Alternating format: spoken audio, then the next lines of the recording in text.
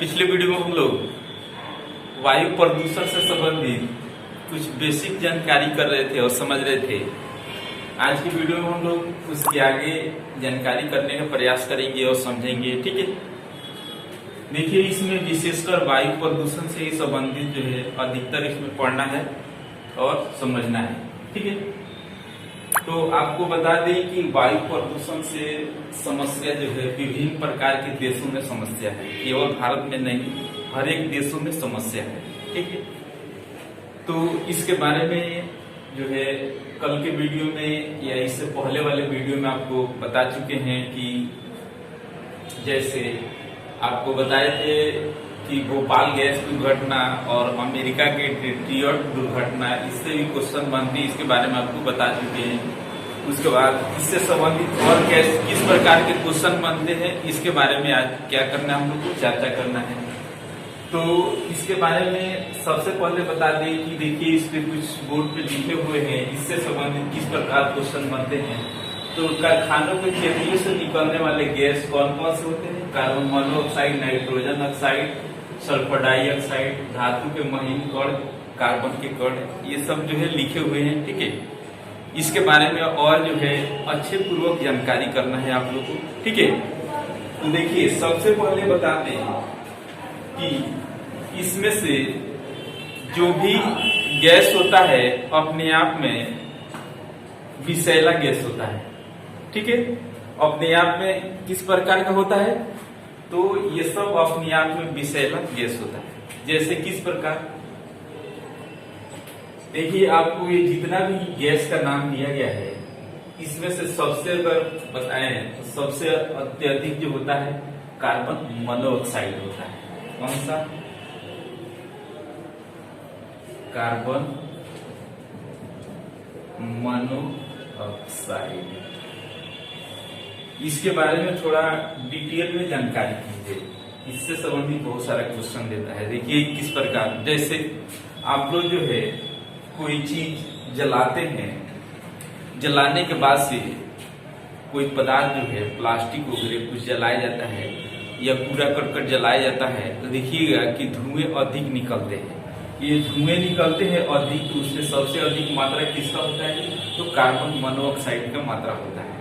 समझ रहे? सबसे अधिक जो मात्रा होगा किसका? तो कार्बन मोनोऑक्साइड का होता है। जैसे अभी जो है सारे लोग अपने अपने घरों में जो भोजन पकाते हैं वो किससे पकाया जाता है? तो गैस से पकाया जाता है। लेकिन पहले जो है, पहले के जमाने में देखिए कि लोग भोजन पकाते थे तो किस प्रकार पकाते थे जी?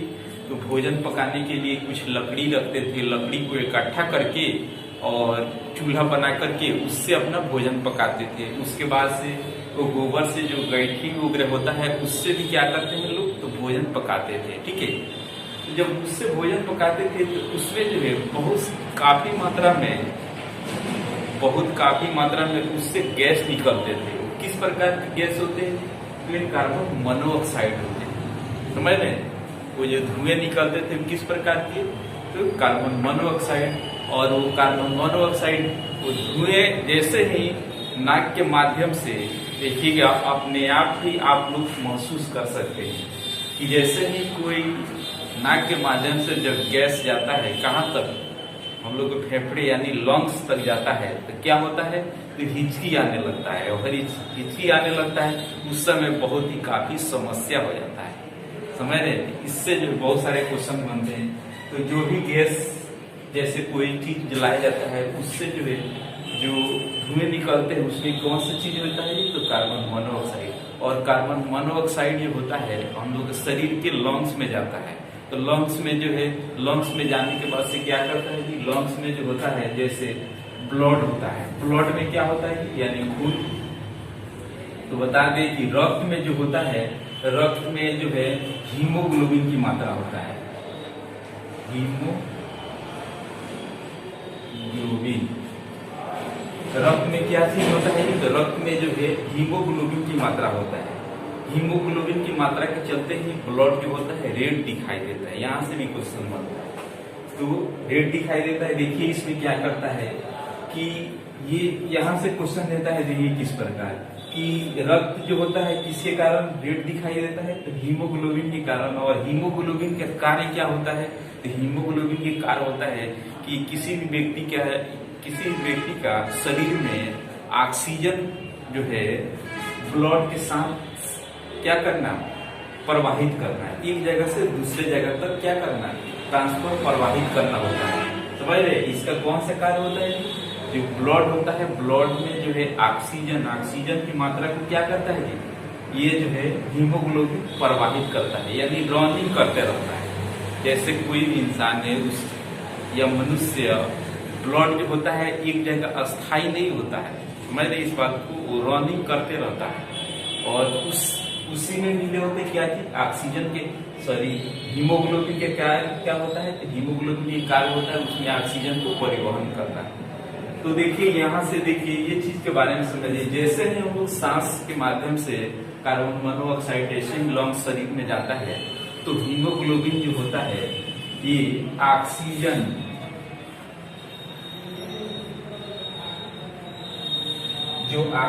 का परिवहन होता है, संचालन, इसको समाप्त कर देता है। कौन, ये कार्बन मोनोऑक्साइड। जैसे ही ऑक्सीजन के परिवहन समाप्त करता है, ठीक है, ये कार्य करना बंद कर देता है। तो जैसे ही समाप्त करेगा तो हम लोग का शरीर जो है, लंग्स जो है, उसको क्या चाहिए, उसको चाहिए ऑक्सीजन चाहिए। जब ऑक्सीजन इस लंग्स को नहीं मिलेगा, शरीर के पार्ट को ऑक्सीजन नहीं मिलेगा, उस समय क्या होने लगता है, उस समय किसी भी व्यक्ति की देखिए दम घुटने लगेगा। मैंने इस बात को आप लोग अच्छे पूर्वक समझिए, दम घुटने लगेगा, और दम घुटने के बाद इस प्रक्रिया ज्यादा देर तक रहेगा तो उस व्यक्ति का जो है मौत की डेथ भी हो जाता है। समझ रहे, ये सब जो है आपको अच्छे पूर्वक जानकारी रखना है, ठीक है। ये चीज आप लोग को समझ में आया होगा। उसके बाद देखिए, उसके बाद आपको बता दें कि इससे संबंधित और भी बहुत सारे क्वेश्चन बनते हैं। जैसे आपको बता दें कि जो अपने घरों में जैसे एसी चलाया जाता है, ठीक है, एसी जो चलाया जाता है उससे भी विभिन्न प्रकार की गैस निकलती है, ठीक है। एसी आप लोग घर में लगे होंगे, उससे जो है किस प्रकार की गैस निकलते हैं, तो सीएफसी गैस निकलते हैं, ठीक है। एसी हो गया, ठीक है, या और भी बहुत सारी सुविधा वाले चीज हो गए जिससे जो है ये सीएफसी गैस निकलते हैं। सीएफसी का मतलब क्या होता है, कौन कौन से गैस, क्लोरोफ्लोरोकार्बन,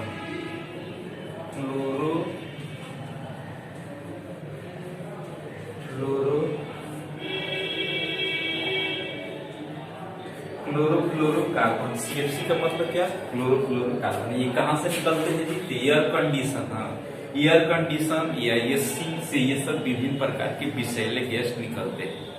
समझ रहे, इस पॉइंट को आप लोग ध्यान में रखिएगा। ये जो है गैस निकलते हैं, तो हम लोग जो है पृथ्वी पर रहते हैं, पृथ्वी के ऊपरी मंडल को क्या बोला जाता है, क्षोमंडल बोला जाता है।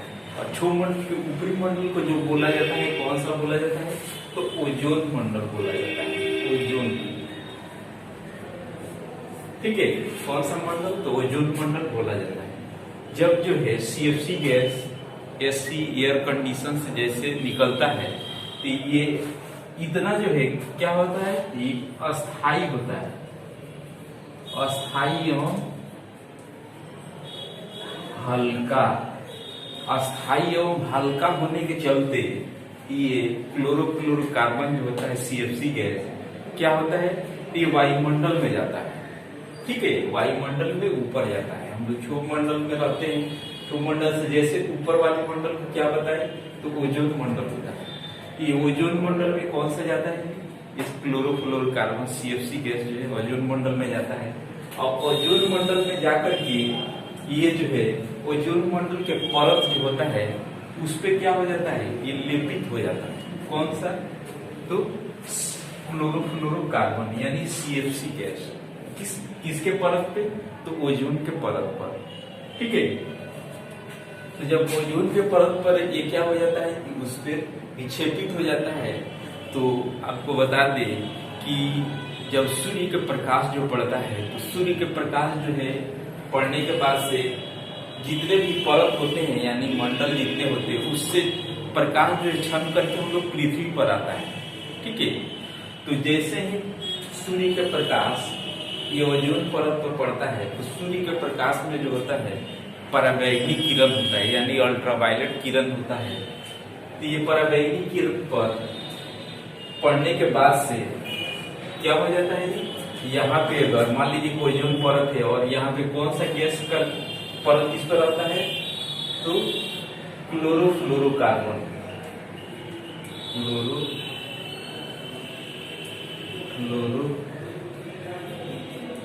कार्बन, ये दोनों परत जो है इसके ऊपर परत रहता है। ठीक है, जब इस पे जो है सूर्य का प्रकाश यानी पराबैंगनी किरण जैसे ही पड़ते हैं तो पड़ने के बाद से रासायनिक इसमें प्रक्रिया होता है। किसमें, इस दोनों में जब रासायनिक प्रक्रिया होगा तो रासायनिक प्रक्रिया होने के चलते कौन सा गैस बनता है तो क्लोरीन गैस बनता है। ठीक है, कौन सा गैस बनता है क्लोरीन गैस बनता है। तो क्लोरीन गैस बनने के चलते देखिए आपको बता दें कि क्लोरीन गैस बनने के चलते एक क्लोरीन के परमाणु एक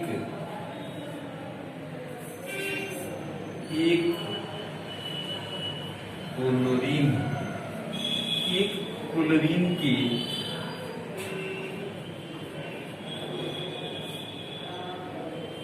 एक क्लोरीन के परमाणु 1,00,000 ओजोन परत के परमाणु को क्या करते हैं नष्ट करते हैं यानी 1,00,000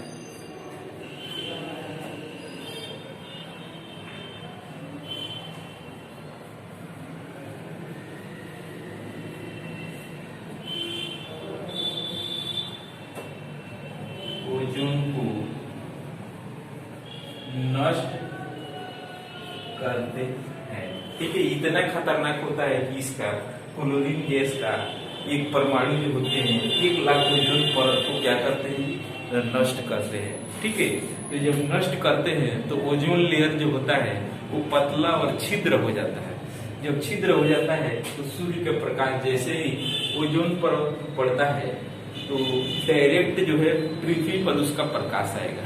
तो ओजोन परत जो होता है उसके छाव जब डायरेक्ट उसमें छिद्र हो जाएगा तो प्रकाश डायरेक्ट आएगा पृथ्वी पर।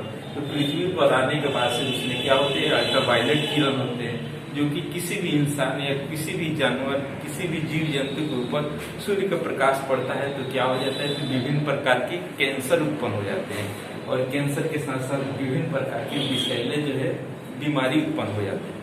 समझ रहे हैं, ये सब जो है इस लेसन में ये सब बेसिक पॉइंट है, आप लोग को अच्छे पूर्वक जानकारी रखना है। यहाँ से बहुत सारे क्वेश्चन बनते हैं। ठीक है, तो आज की वीडियो में इतना ही। इसके आगे जो है कल और हम जानेंगे समझेंगे, तब तक